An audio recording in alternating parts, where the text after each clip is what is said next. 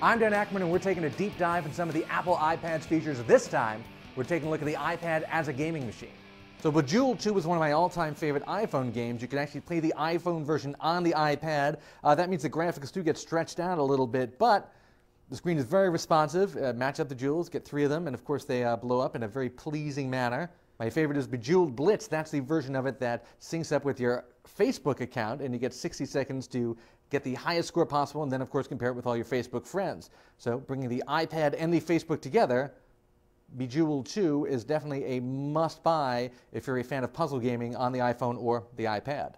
Another cool iPhone game that they've actually made a special iPad version of is Nova. It's a first-person shooter, not really the kind of genre that works the best on a tablet device like this, but Gameloft has actually done a pretty good job.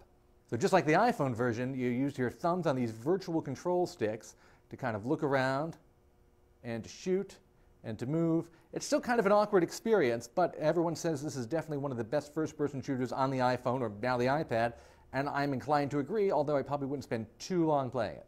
So one of the iPad games that they've really used as a showpiece is this Real Racing HD, developed specifically with the iPad in mind. So here we're at the starting line, and once the cars kick off, we actually don't even have to hit the gas, although you can if you want to, but look at that.